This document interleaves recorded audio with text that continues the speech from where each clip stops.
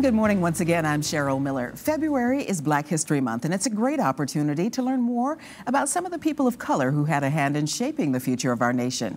Born Isabella Baumfree in the late 1770s, I would think. Let's see, we'll check that date. Sojourner Truth escaped from slavery and became an advocate of equal rights for both blacks and women. You can learn more in an upcoming one-woman show about the famed abolitionist. The actor and educator behind that performance, Charmaine Crowell-White, is here with us today. Good morning. Good morning. You, by trade, are a storyteller, one who conveys information and also helps with education. You did a program last night. Tell us a little bit about that. I did. I'm having a series of storytelling exhibitions at Chesterfield County Libraries.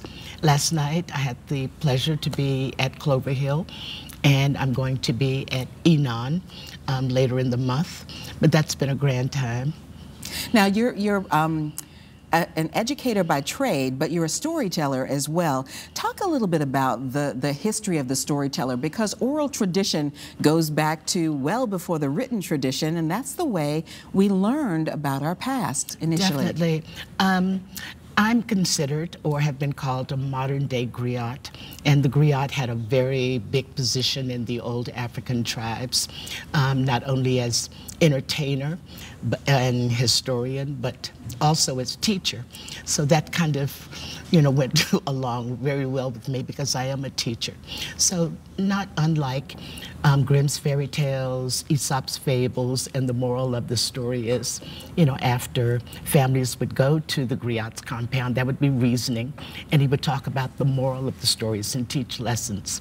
So I do some of that, and I come from a family of storytellers. That's what we did a lot of, grandmother, mother, and hopefully my daughter will pass on stories to my granddaughter. I was going to ask you what got you interested in the oral tradition and being able to tell stories. Well, and pretty much, I think it's what lots of folks do. Kids come home from school, what did you do today? What was grandma and grandpa like? What was your first date? What was life like way back in the day? I'm from Jefferson Country. My real home place is between Montpelier and Monticello. So that area really just, produced lots of good stories that I had a chance to hear in my childhood, and just have continued. Being a theater educator, storytelling is a very good way to get students introduced into acting.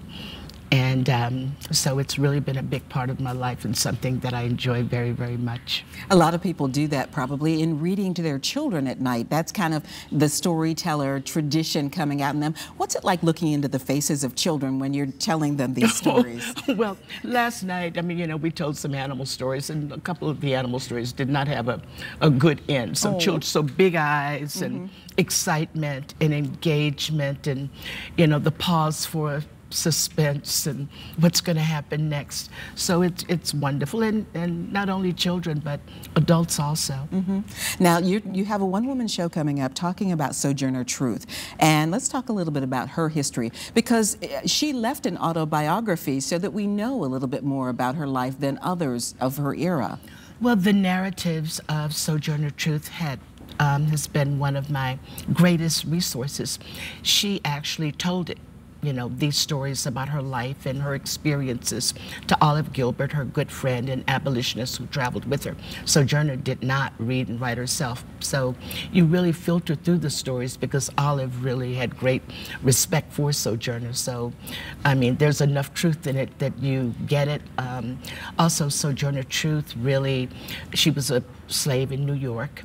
She sued for slander, so there are actual newspaper articles written about her, and she had an audience with Abraham Lincoln, so that's all chronicled also. So it's many places that you can find information about Sojourner Truth, and I was able to just get into that, and it was a hard time deciding what would go in the one-woman show and what wouldn't, because it's so big, and it's so wonderful, and it's so exciting, and I'm hoping that it's important now as it was then, with so many situations happening with women and women's rights. We're still, as females, working towards some of the same situations that Sojourner was.